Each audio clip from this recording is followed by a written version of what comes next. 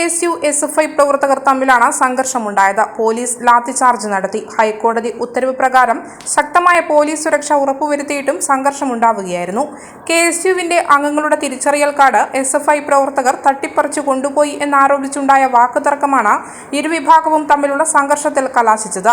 രാവിലെ തന്നെ സുരക്ഷാ മുൻകരുതലുകൾ വിലയിരുത്താൻ city police commissioner Ajith Kumar യൂണിവേഴ്സിറ്റിയിൽ എത്തിയിരുന്നു.